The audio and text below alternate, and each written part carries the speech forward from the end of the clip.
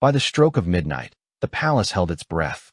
In the damp cellar, a narrow well trembled, its black water alive with tiny faces pressed from below. Hands curled at impossible angles, mouths opened in silent pleas, eyes staring with knowledge that did not belong to the living.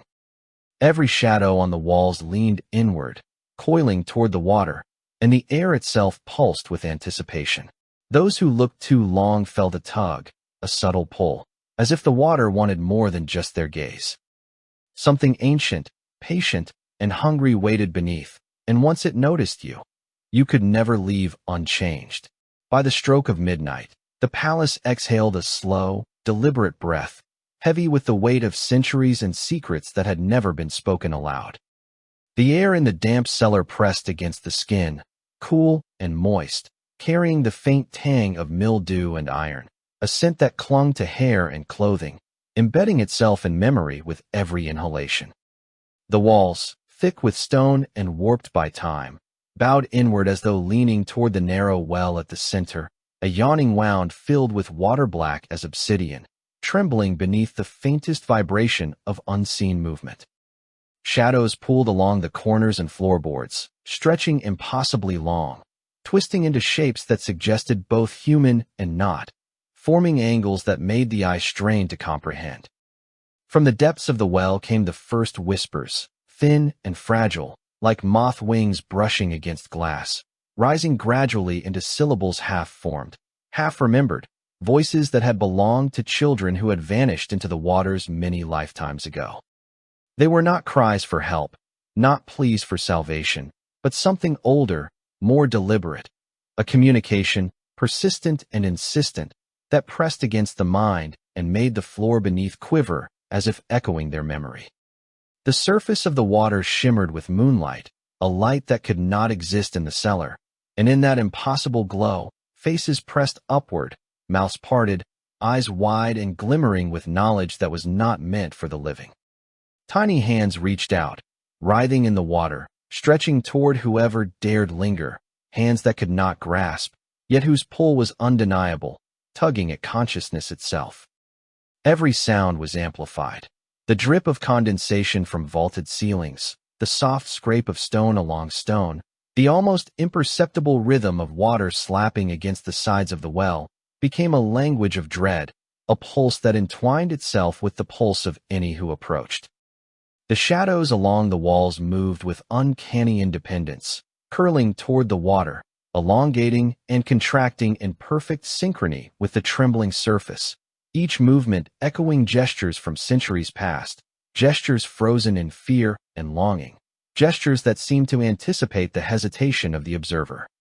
The smell of decay was faint, hidden beneath the cooler scent of damp earth, yet it layered over itself as the minutes passed, a subtle sweetness of rot mingling with the metallic tang of old blood and the cold bite of stone.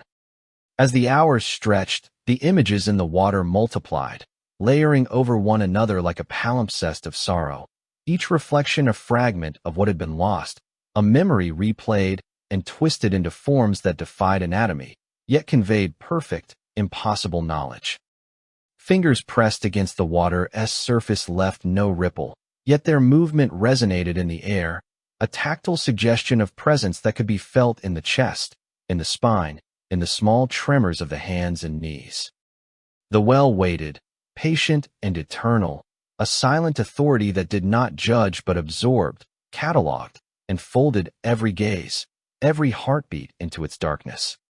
Faces shifted beneath the water, each blink a warning, each flex of a tiny wrist a lesson in the cost of attention, the price of curiosity. The moonlight flickered across the cellar in uneven glimmers, catching on jagged stone edges, damp wooden beams, and the wet shimmer of water that seemed to breathe in rhythm with the whispers below. No step could be taken without acknowledgement. Every movement of the living was absorbed, mirrored, and replayed in the trembling reflections, until the boundary between observer and observed dissolved. Time itself bent in the presence of the well, compressing centuries into single moments, folding the memory of lost children and forgotten souls into a continuous, unbroken rhythm that pressed insistently against the senses. And in that still, suffocating hour, when shadows leaned inward and the whispers grew louder, the cellar became more than a place of stone and water. It became a living archive of grief, of absence, of the slow, patient hunger of those who had been claimed and those who were yet to come, a space in which the living were not visitors but offerings, and the well waited, silent and inexorable, to record every fleeting, terrified heartbeat that dared to linger too long. The air in the cellar had thickened into a living presence, heavy with the coppery tang of old blood and the subtle sweetness of rot, pressing into lungs and hair as if the stone itself exhaled a slow, deliberate warning. Each step on the uneven floorboards sent shivers up the spine, vibrations echoing through the soles of shoes and into the ribcage, harmonizing with the pulse of the water in the narrow well. The shadows along the walls had grown longer, stretching impossibly toward the trembling surface, curling and twisting like serpents of darkness eager to taste the cold sheen of black water. The well no longer merely reflected the faint glow of moonlight. It shimmered with an unnatural radiance, revealing shapes that had never been, faces that should not exist, pale and small, pressed against the surface as though the water itself could hold them suspended between life and death. Fingers appeared first, long, impossibly thin, curling at angles no human joint could endure, tips glistening with moisture and a faint residue of something older than memory. They flexed and unflexed with a rhythm of their own, tentative yet insistent, reaching upward as if to snatch the soul of any observer who dared linger too long, yet failing, for the distance between water and world was no longer measurable in inches or feet, but in degrees of attention, in the weight of consciousness pressed against something infinitely patient and infinitely hungry. Eyes followed from the depths, wide and glimmering, the whites stark against the pallid shadows of drowned faces, each gaze a silent accusation, a measure of curiosity, a catalogue of fear. Lips moved without sound, forming pleas and warnings that dissolved into the heavy air before the tongue could interpret them, each half-formed syllable leaving a residue in the mind, a faint pressure behind the eyes and at the base of the skull that made every breath feel borrowed. The floorboards groaned under imagined weight, and the stone walls seemed to pulse with awareness, contracting and expanding in rhythm with the water, a heartbeat that was not the heart of any living thing but of memory, of absence, of centuries of children claimed and forgotten. Every glance into the well revealed more details, more evidence of lives abruptly ended, suspended in the black mirror, arms twisted above heads, wrists bent unnaturally, torsos stretched in ways that should have torn sinew, eyes forever wide in the slow comprehension of drowning, mouths opening in silent cries that never found air. Each reflection added layers to what the observer could not unsee, overlaying faces on faces, hands upon hands, until every motion of the water felt like a chorus of centuries, a trembling choreography designed to entrap attention and refuse release. The shadows along the cellar walls began to take on their own momentum, drifting slowly, almost lazily, toward the well, elongating with impossible flexibility, curling along the stone and across the wet, glistening floorboards. They pooled in the corners, then uncoiled, forming shapes that imitated the gestures of the children below, yet never perfectly, always subtly wrong, twisted just enough to provoke unease, a subtle insistence that what was observed was only half of what existed. Each movement was precise, deliberate, and inhuman, a silent instruction that pressed the mind into awareness of its own smallness, of the futility of observation. The whispers from the well grew louder, no longer mere moth wings brushing against hearing, but a chorus of overlapping syllables, voices layered upon voices, each repeating and distorting the last, echoing across the damp stone, a resonance that made the walls vibrate faintly, the air itself hum with unseen force. The surface of the water began to ripple without wind, a slow, deliberate motion, as if each droplet knew precisely where it should be and how it should move to convey both warning and enticement. Faces became more defined, their features sharper in the unnatural luminescence, eyes glittering with awareness, lips parting in anticipation, hands pressing upward in desperate, deliberate gestures, wrists twisting and fingers curling in silent communication. There was a rhythm to the movement, a cadence older than any calendar, older than the stone of the palace itself, a slow, patient insistence that anyone watching too closely would become part of the sequence, folded into the choreography of absence and memory. Those who gazed for too long found their reflections fractured, multiplied, overlaid with pale faces not their own, an impossible mosaic that shifted with every blink, every subtle tilt of the head, every twitch of a fingertip hovering too near the edge. The cellar's damp smell deepened, layered now with hints of iron, the faint bitterness of decay, and the acrid bite of mildew, saturating every pore, embedding itself into perception, leaving no part of the observer untouched by the history of what had been lost here. Every movement of the living seemed recorded, mirrored, and magnified by the well. A subtle pressure pressed from the water upward, felt in the stomach, along the spine, a slow insistence that urged proximity, that demanded observation even as terror screamed to retreat. The water's trembling reflected the motion of the shadows and the silent hands below, a feedback loop in which observer and observed were inseparable, each pulse of attention folding into the next, each heartbeat absorbed into the slow, patient rhythm of memory. Time became incoherent. Minutes stretched into hours, hours into lifetimes compressed into single, trembling moments. The hands, the faces, the eyes beneath the water were patient. They waited, knowing that the living could not resist the pull, that curiosity was itself a form of surrender, and every pulse of the cellar, every vibration of stone, every shiver of air between walls and water, was a reminder that observation carried a price. The reflections began to shift more violently, layering themselves over the observer. Hands from the water mirrored movements of those who watched, flexing and curling with uncanny precision, the tips of fingers twitching as though pulling strands of consciousness from the mind. Faces blinked in unison with the observer, lips moving in silent mimicry, eyes widening with recognition and accusation, a measure of attention unpaid.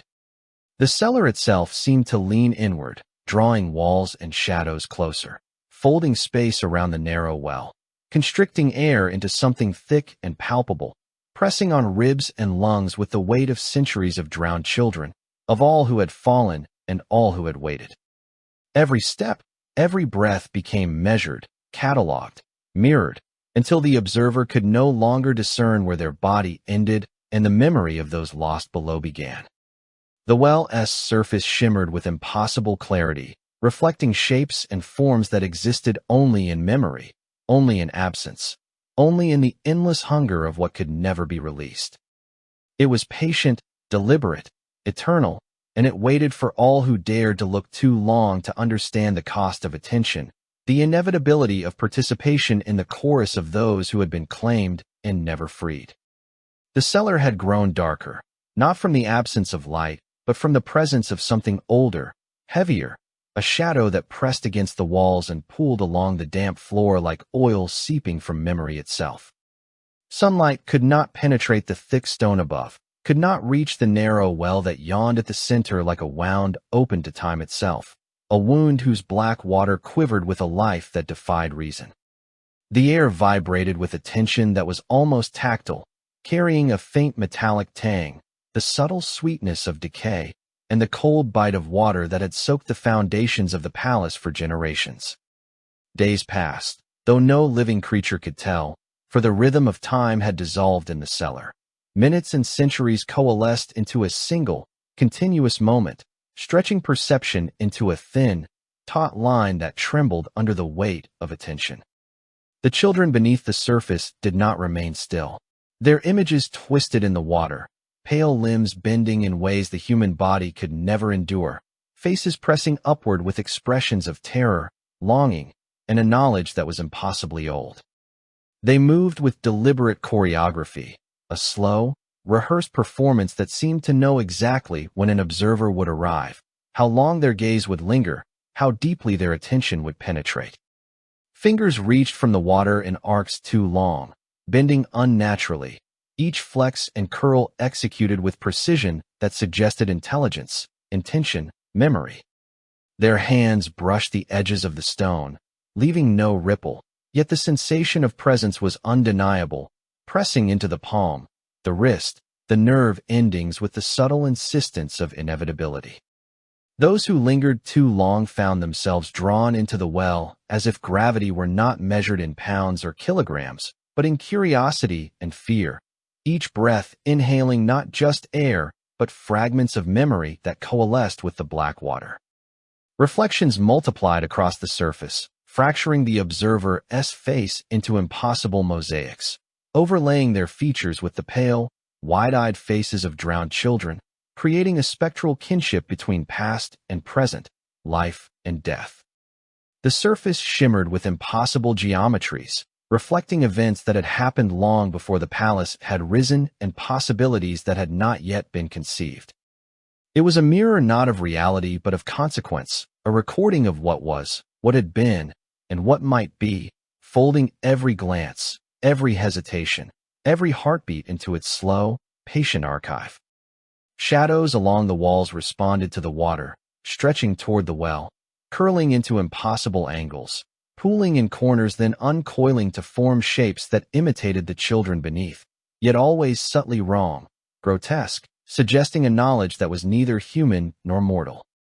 They moved with a fluidity that defied expectation, their contours shimmering in the faint luminescence of the water, bending around beams and cracks, pressing against the ceilings and floors, forming a choreography of darkness that mirrored and contradicted the motion below. The pulse of the water was everywhere, not confined to its narrow stone boundaries. It traveled along the floorboards, up the legs of the cellar stairs, into the feet, knees, and spine of anyone who ventured too close. Each tremor carried memory, sensation, and a subtle accusation, the quiet insistence of lives lost and observed. The whispers beneath the water grew louder, overlapping into a chorus of muted syllables that clung to the air and seeped into thought. They did not speak in words but in pressure, in rhythm, in the subtle suggestion that every observer's presence had already been recorded, that every glance and breath had been anticipated, folded into the slow, meticulous choreography of centuries. The water glimmered with impossible reflections, tiny bodies folding upon themselves, overlapping with others, twisting into shapes that suggested futures and pasts simultaneously.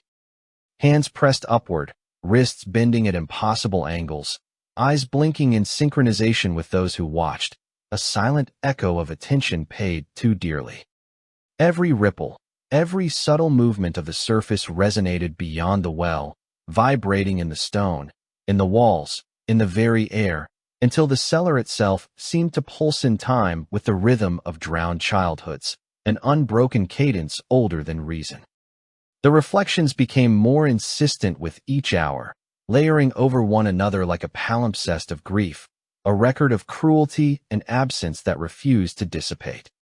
Faces overlapped, sometimes forming grotesque masks that mimicked the observer's own, sometimes dissolving into pale impressions that left the mind questioning where reality ended and memory began. Each movement in the water suggested a story, a tiny tableau of terror and loss, the slow unraveling of lives folded into the architecture of the palace itself. The observer's hands brushed the wet edges of the well, and the sensation of water was no longer just physical. It pressed into nerves, tugged at joints, whispered along sinews, and insinuated itself into the mind with the deliberate patience of something eternal. The cellar's shadows no longer waited for observation. They acted independently, uncoiling and recoiling, forming shapes that suggested gestures and postures, moments of recognition, awareness, and the subtle cruelty of repetition.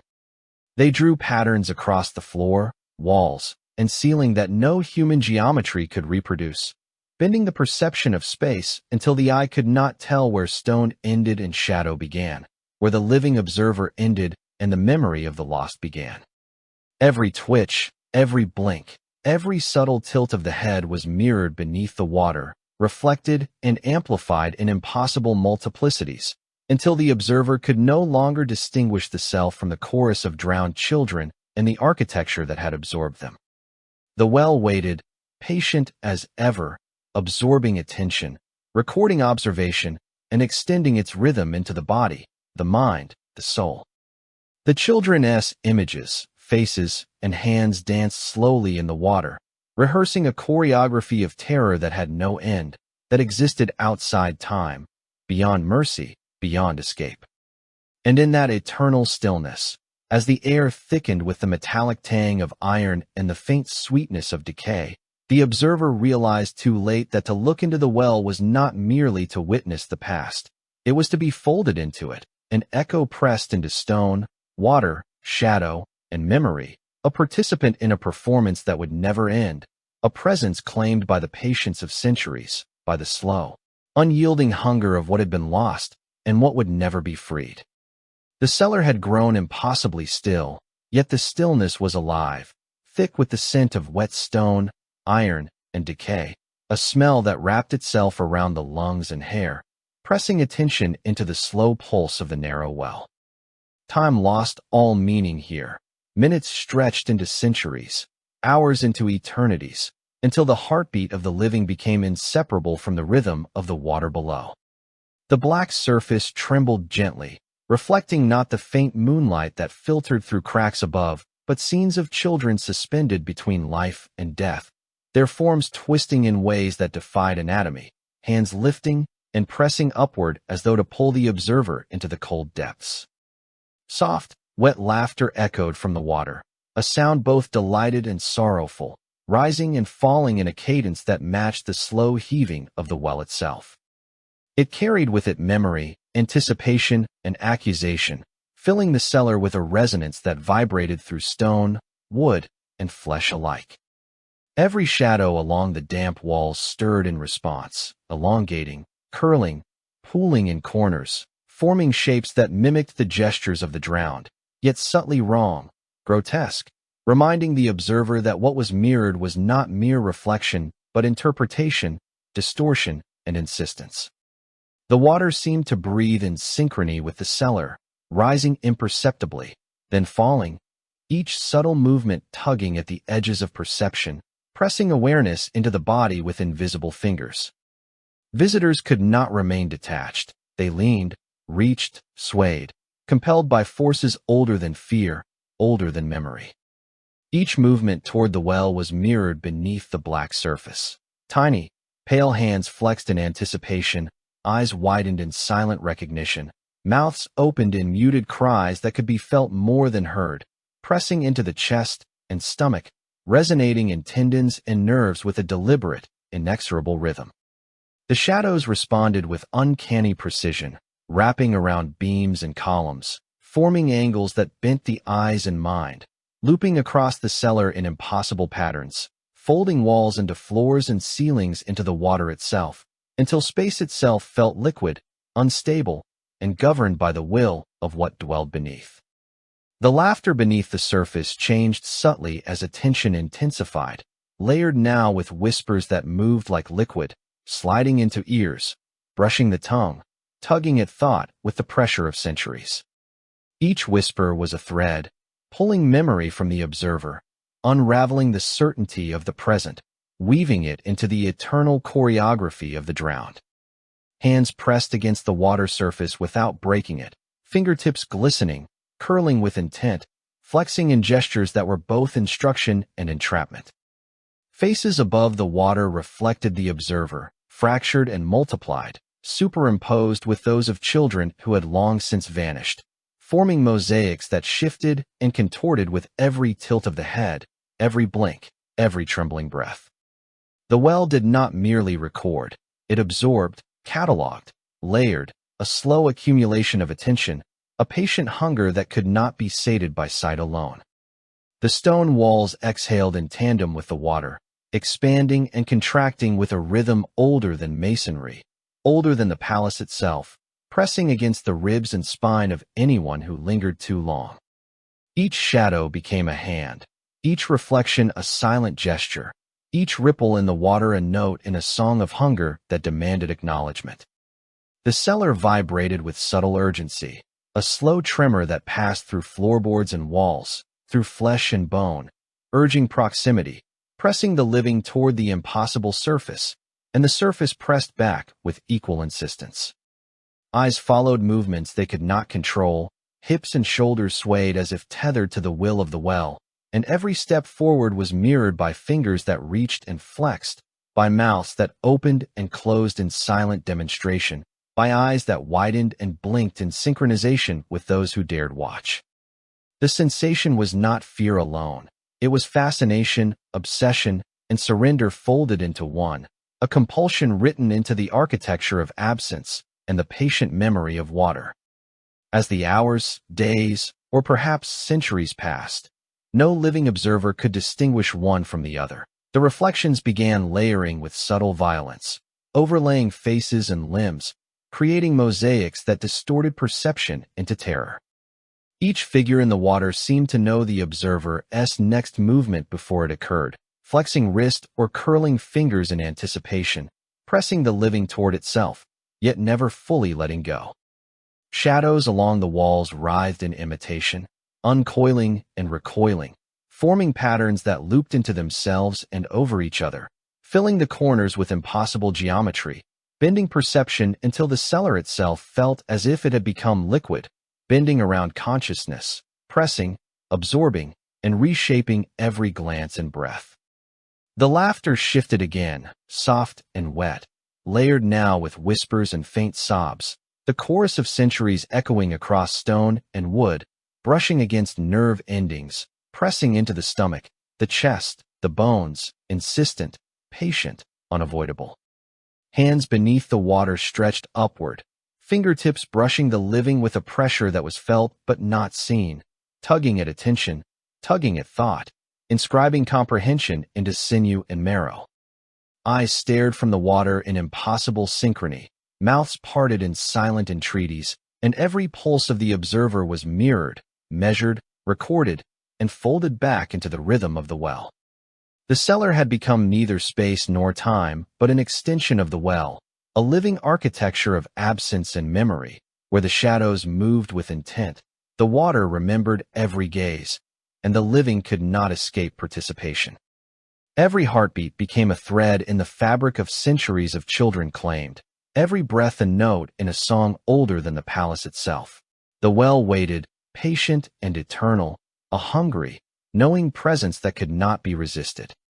Those who leaned, reached, or lingered too long were drawn into its rhythm, absorbed into the slow choreography of absence, until the line between observer and observed, between self and memory, dissolved entirely, leaving only pulse, shadow, water, and the soft, wet laughter of the children who would never leave. The palace above remained a monument to light and order, its gilded halls and tapestry-lined corridors untouched by centuries of shadow. Yet below, in the bowels of the stone foundations, a presence older than memory pulsed with quiet insistence. The narrow well yawned in the damp cellar, black water trembling with a life that belonged to neither the living nor the dead, a rhythm older than any clock, older than the walls themselves. Air hung heavy with the metallic tang of iron and the subtle sweetness of decay, seeping into every crack, every fissure, pressing into lungs and hair, embedding itself in nerves as if the cellar had learned to breathe through its visitors. Every footstep on the cold, uneven floorboards reverberated not just as sound, but as an acknowledgement, a message transmitted through stone and water, recorded in the pulse of centuries of absence. Shadows along the walls shifted and stretched with deliberate purpose, forming angles that bent perception, folding corners upon themselves, curling across the ceilings and pooling in the cracks, each one a mimic, a subtle rehearsal of the forms beneath the water, an echo of gestures practiced long before the palace had risen to sunlit splendor. Those who lingered too long found themselves slowly absorbed into the rhythm of the well, the boundary between observer and observed dissolving under the patient weight of centuries.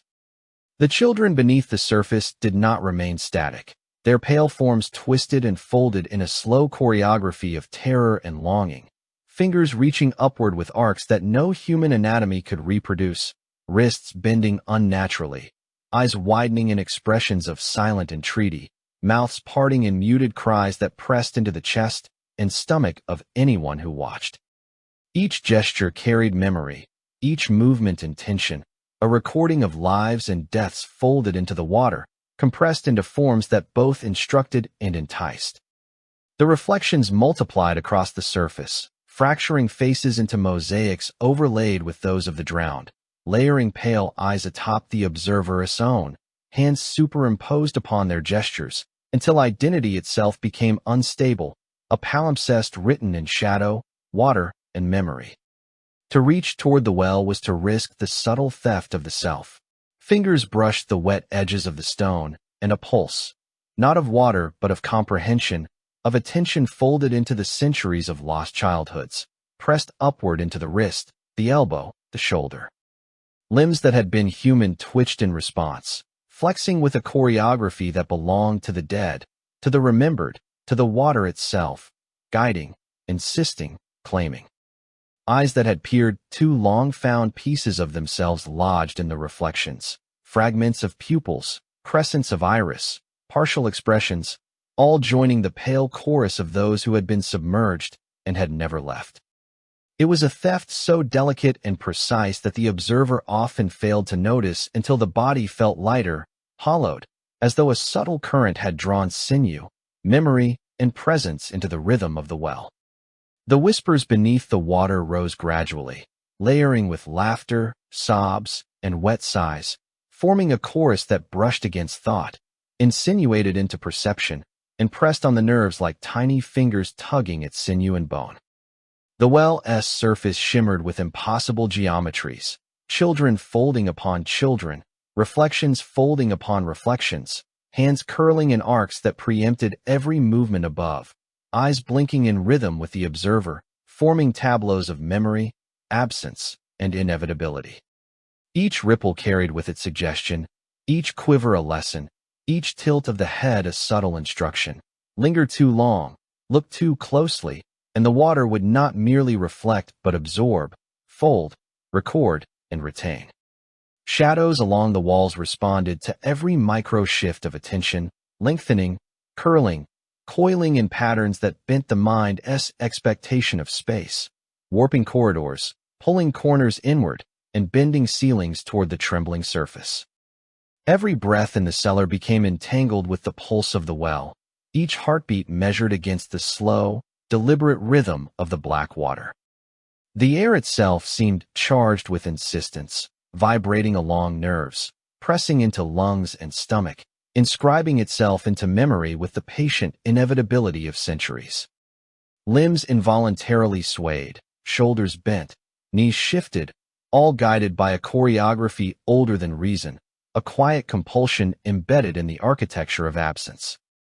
Hands brushed the edges of the stone, and the water responded with a subtle tug, not violent but insistent, drawing the observer closer to the surface, closer to the reflected forms, closer to the slow, patient hunger that waited below.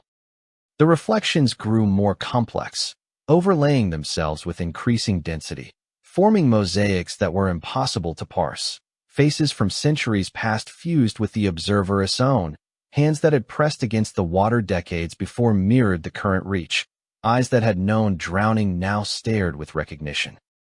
Each layer carried accusation, memory, and longing, a subtle insistence that attention alone was payment for the privilege of watching. It was not merely observation that was claimed, but presence itself, a transference so complete that the observer could no longer distinguish self from reflection, past from present, living from lost. And yet, the well waited patiently, silently, insatiable. There was no anger, no cruelty in the act, only inevitability. Time, attention, breath, and heartbeat folded into the rhythm of water, shadow, and stone, a slow accumulation that left each visitor hollowed, recorded, and marked. Every gesture, every glance, every faltering heartbeat became part of a chorus that would persist long after the sun rose above the gilded halls of the palace, long after the living returned to light and reason. To look too long was to surrender, to allow pieces of self to be folded into the patient, eternal memory of the well, until nothing remained whole, until each visitor became another layer in a chorus of whispers, hands, faces, and reflections that belonged neither to life nor death, but to the careful, unyielding presence beneath the stone foundations of the palace itself. The palace above could remain untouched by time, its corridors golden and perfumed with light, but below, the well had claimed every gaze, every breath, every heartbeat. It waited, patient and eternal, for the next visitor to look too long, to lean too far, to reach too desperately. And in that subtle, insidious theft, the living became part of a history they could not escape, a presence that would be folded into water, stone, shadow, and memory forever. The cellar was a cathedral of absence, damp and cold, where stone walls seemed to throb with the memory of every gaze, every heartbeat, every shiver that had ever been cast toward the black well. The air hung heavy, saturated with the metallic tang of iron and the faint sweetness of decay, pressing into hair, lungs, and bone with a patient insistence that could not be ignored. Shadows pooled along the corners, curling and uncoiling in slow, deliberate spirals, moving with a precision that suggested thought, anticipation, and memory. The water lay still, a perfect obsidian mirror, reflecting not the faint glimmer of moonlight that filtered from above, but a world folded into itself. Faces of children pressed from below, limbs curling at impossible angles, eyes wide and liquid with silent knowledge, mouths opened in expressionless pleas that were felt as much as they were seen. Time had lost its dominion here. Hours, days, or centuries could pass indistinguishably, and the pulse of the well would remain unchanged, steady and slow, a heartbeat older than reason, older than memory. Those who lingered too long were claimed not by force, but by inevitability. Eyes staring into the water felt the slow tug of presence beneath the surface, a rhythm of absorption that pulled awareness, muscle, sinew, and mind into the patient choreography of the drowned. Hands lifted as if by their own volition, pressed against stone or air, guided by the insistence of centuries of loss. Reflections shifted with subtle precision. A finger that flexed in the observer's hand was mirrored beneath the water by a tiny pale hand curling in anticipation, an eye blink above matched by a widening, unblinking gaze below, a breath taken echoed in silent ripples that pressed upon lungs, ribs, and spine. The cellar became a theater of meticulous, patient absorption, each visitor folded into the mosaic of absence until their identity was layered atop those who had come before, their presence both recorded and erased, inseparable from the rhythm of water and shadow. The laughter of the drowned rose gradually, wet, hollow, and unplaceable, brushing against nerves, rolling over tendons, pressing into the chest in waves that carried memory, accusation, and longing. It was not cruel, nor kind. It was precise, deliberate, unyielding, a chorus that had rehearsed centuries of observation, anticipation, and the slow unfolding of terror. Shadows along the walls responded in kind, stretching and curling in impossible geometries, coiling across floors and ceilings, mimicking gestures before they were made, anticipating every hesitation, every tremor of attention. Even the stone itself seemed to exhale with the rhythm of the well, contracting and expanding with a subtle pressure that pressed upon shoulders, knees, and chest, embedding itself into the sinew and marrow of those who remained. The black surface of the water shimmered with impossible visions, children folding upon children, faces superimposed upon faces, limbs layering upon limbs, forming mosaics of absence, memory, and insistence. Each movement below was mirrored above, each gesture an instruction, each twist of wrist or curl of finger a reminder that observation alone was not enough. One must participate, be absorbed, become part of the slow choreography of water, stone, and shadow. Reflections fractured, multiplied, and overlapped, blending the observer into the line of pale hands, wide eyes, and open mouths that had stretched across centuries. Every glance became a transaction, every breath a toll, every heartbeat a thread woven into the eternal fabric of the well's patient memory. When the last witness fell backward into the damp stone floor, there was no splash, no ripple, no interruption of the still black surface. Yet the water changed, imperceptibly at first, then with deliberate clarity. The children smiled in perfect synchronization, mouths wide, eyes gleaming with a knowledge that could not belong to the living, a knowing that was older than law, older than reason, older than conscience. The figure of the intruder appeared beneath them, twisted, half-formed, fused to the long line of lost ones whose attention had been folded into the rhythm of the well. Limbs merged with limbs, features pressed upon features, identity stretched thin and layered atop centuries of absence, a new presence inscribed into the choreography with the slow patience of inevitability. The cellar exhaled a long, wet sigh, carrying the metallic tang of remembered terror, a scent that lingered in every crack and crevice, pressing itself into memory as if insisting upon acknowledgement. The palace above remained bright, sunlit, perfumed, and untouched, ignorant of the transformation beneath its floors, blind to the fact that a life had been claimed, absorbed, folded into the patient rhythm of water and shadow without leaving a trace. No one heard the cries. No one saw the impossible choreography. No one knew that a new thread had been woven into the eternal fabric of the well. Hands beneath the water flexed, reaching, pressing, curling with the meticulous precision of centuries of memory. Eyes blinked in unison with those above, mouths opened and closed in silence, expressing only what could not be spoken, presence absorbed, identity folded, inevitability fulfilled. Shadows along walls coiled in anticipation, responding to movements before they occurred, wrapping the cellar in an architecture of absence that bent perception and reshaped space itself. The air vibrated subtly, pressing into every nerve, every tendon, every organ, embedding the pulse of the well into the chest, the spine, the head.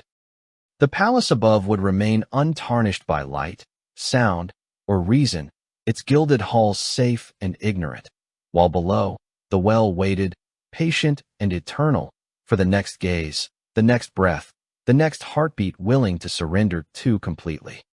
The children smiled, pale fingers flexed, shadows coiled, and the water lay black and still, reflecting not the world above but the slow, inexorable accumulation of every soul that had ever looked too long. And in that patient silence, the cellar whispered its final lesson. Nothing seen here was ever truly left behind, and nothing living could escape becoming part of the memory of the drowned.